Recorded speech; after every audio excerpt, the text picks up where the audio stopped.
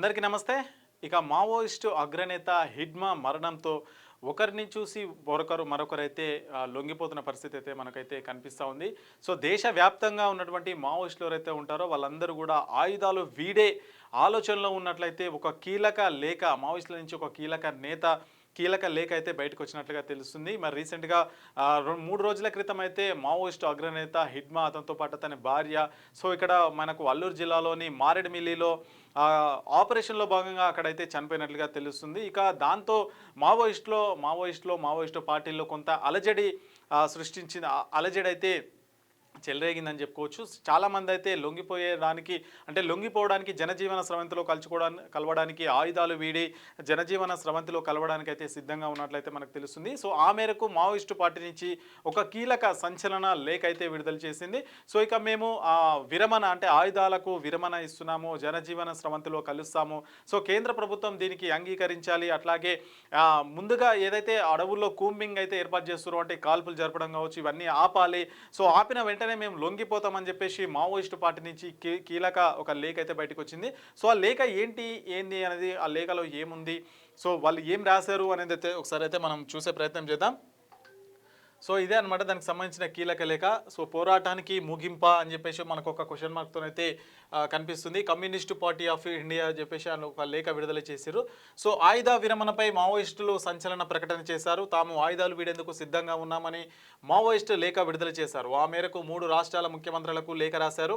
Operation కగార్లో భాగంగా 3 రాష్ట్రాల్లో combing operation నిలిపివేస్తూ ఆయుధ విరమణ తేదీని ప్రకటిస్తామని లేఖలో పేర్కొన్నారు. దీంతో సర్వత్రా ఉత్కంఠ నెలకొంది. సో 3 రాష్ట్రాల ముఖ్యమంత్రులకైతే వాళ్ళకు కీలక లేఖ అయితే రాశారు. సో ఏదైతే అడవుల్లో కూంబింగ్ ఏర్పాటు చేస్తారో దాన్ని నిలిపివేయాలి, సో వెంటనే మేమైతే లొంగిపోవడానికి తేదీలను కూడా త్వరలోనే ప్రకటిస్తామని చెప్పేసి మావోయిస్టులు అయితే కీలక లేఖ రాశారు. సో ఇక వివరాలు చూస్తే ఆయుధాలు వీడే విషయమై మావోయిస్టులు తాజాగా లేఖ విడుదల చేశారు. ఈ మేరకు మహారాష్ట్ర, మధ్యప్రదేశ్, ఛత్తీస్గఢ్ రాష్ట్రాల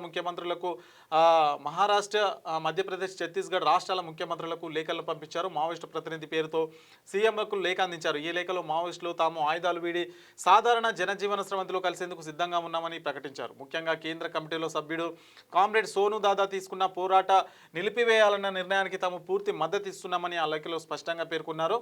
ఈ మావోయిస్టు ప్రతినిధులు ఆయుధాలు విడిచిపెట్టి ప్రభుత్వ పునరావాస పథకాలను పొందాలని కోరుతున్నట్లు తెలిపారు. మరి ఫిబ్రవరి 15, 2026 వరకు అయితే సమయం. మరి ఈ లేఖలో మావోయిస్టులు ఎంఎంసి జోన్లోని మావోయిస్టులు అందరూ సామూహికంగా లొంగిపోతారు. ఎప్పటి నుంచి ఆపరేషన్ కూంబింగ్ నిలిపివేస్తారో అప్పుడే మేము ఆయుధాలు వీడడం జరుగుతుంది. సో ఆ వెంటనే ఆయుధాలు విరమణ తేదీని ప్రకటిస్తామని స్పష్టంగా పేర్కొన్నారు. అలాగే మావోయిస్టులు తమ ఈ కీలక నిర్ణయంపై సమిష్టి నిర్ణయానికి రావడానికి కొంత సమయం కోరారు. సో ఈ నిర్ణయాన్ని పూర్తిగా అమలు చేయడానికి తమకు ఫిబ్రవరి 15, 2026 అంటే నెక్స్ట్ 2026 వరకు సమయం ఇవ్వాలని వారు ప్రభుత్వాలను అయితే అభ్యర్థించారు. ఈ విజ్ఞప్తి వెనుక ఎలాంటి నిగూఢ ఉద్దేశం లేదని, కేవలం అంతర్గతంగా చర్చించుకోవడానికి, తుది నిర్ణయాన్ని నిర్ధారించుకోవడానికి మాత్రమే ఈ సమయం అవసరమని వాళ్ళు లేఖలో స్పష్టం చేశారు. సో ఇక ఆపరేషన్ కగార్ చూసుకుంటే అయితే ఆపరేషన్ కగార్ కొనసాగుతున్న నేపథ్యంలో మావోయిస్టుల అభ్యర్థనను ప్రభుత్వం ఏ విధంగా స్వీకరిస్తారనేది ఆసక్తికరంగా మారింది. మావోయిస్టుల ప్రతిపాదనను స్వాగతిస్తూ ఎలాంటి చర్యలు లేదా హామీలు ఇస్తారనే చర్చ మొదలైంది. మావోయిస్టులు అడిగిన సమయం లోపల ఈ రాష్ట్రాల ప్రభుత్వాలు, భద్రతా బలగాలు కూడా తమ వ్యూహాలను సమీక్షించాల్సిన అవసరం ఉంటుంది. మొత్తానికి మావోయిస్టులు ఆయుధ విరమణ లేఖ సంచలనంగా మారింది. ఈ లేఖ మావోయిస్టు ఉద్యమ చరిత్రలో ఒక మలుపుగా పరిగణించవచ్చు అని చెప్పేసి కూడా మావోయిస్టులు అయితే కీలక ప్రకటన చేస్తున్నారు. సో ఫిబ్రవరి 15, 2026 వరకు మాకు సమయం ఇవ్వాలి, అప్పట్లోపు మేమైతే ఆయుధాల విరమణ ఇచ్చి మరి జనజీవన స్రవంతిలో కలుస్తామని చెప్పేసి మావోయిస్టులు 3 రాష్ట్రాల ముఖ్యమంత్రులకైతే లేఖలు రాశారు. మధ్యప్రదేశ్, ఛత్తీస్గఢ్, మహారాష్ట్ర వీళ్ళందరికీ కూడా ముఖ్యమంత్రులకైతే లేఖలు రాసిన నేపథ్యంలో మరి ప్రభుత్వాలు ఎలాంటి నిర్ణయాలు తీసుకుంటాయి, మరొక వైపు ఆపరేషన్ కగార్ పేరుతో మావోయిస్టులను లేకుండా చేస్తామని చెప్పేసి కేంద్ర ప్రభుత్వం ఇప్పటికే కీలకంగా చేస్తుంది. మార్చి 2026లోపు మావోయిస్టులను మొత్తం కూడా లేని భారతదేశంగా అయితే దేశంగా అయితే చెప్తామని చెప్పేసి మరొక వైపు చెప్తున్న నేపథ్యంలో మరి ఫిబ్రవరి 15 వరకు మాకు టైం ఇవ్వాలి, సో మాతో చర్చించి మేము బయటికి రావడానికంటే ఆయుధాలు వీడి జనజీవన స్రవంతిలోకి కలవడానికి అయితే మేము సిద్ధంగా ఉన్నామని చెప్పేసి మరొక వైపు చెప్తున్నాను. సో దీన్ని ఏ విధంగా చూడాలి అని చెప్పేసి చాలామంది అయితే ఇప్పటికే లొంగిపోతున్నారు. హిడ్మా మరణించారు. అట్లాగే సో మనకు ఎవరైతే చాలామంది అగ్రనేతలు అయితే లొంగిపోతున్న పరిస్థితి కావచ్చు, ఆశన్న కావచ్చు, సో వీళ్ళందరూ కూడా లొంగిపోయి జనజీవన స్రవంతిలో కలిశారు. సో మరొక వైపు కేంద్రం మాత్రం వాళ్ళతోని చర్చలు జరిపేది లేదు, మీరు లొంగిపోవాల్సిందే అంతే తప్ప ఎలాంటి చర్చలు జరపము, లేదంటే ఖచ్చితంగా మరి ఆపరేషన్ కగార్ ఏదైతే ఉంటుందో దానిదైతే కొనసాగుతుందని చెప్తున్నారు. సో మరొక వైపు ఈ మావోయిస్టులు అందరూ కూడా ఖచ్చితంగా మేమైతే లొంగిపోతాం, ఆయుధాలు వీడుతాం, సో సమాజంలో అంటే జనజీవన స్రవంతిలో కలుస్తామని చెప్పినారు. మరి ఎప్పుడైతే ఆపరేషన్ కూంబింగ్ అవైతున్నాయో వాటిని నిలిపివేసిన వెంటనే మేము కూడా తేదీని ప్రకటిస్తాం ఎప్పటిలోపు అని చెప్పేసి ఉంది.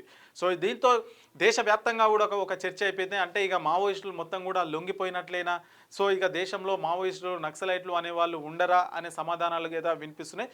సో మరొక వైపు చాలామంది అంటారంటే వ్యక్తులు మాత్రం ఎవరైతే వ్యక్తులు ఉంటారో వాళ్ళు మాత్రమే లొంగిపోతారు తప్ప సో వాళ్ళ భావజాలం ఎప్పుడైనా లొంగిపోరు, చాలామంది వస్తూనే ఉంటారు పోతూనే ఉంటారని చెప్పేసి మరొక వార్తను అయితే వినిపిస్తుంది.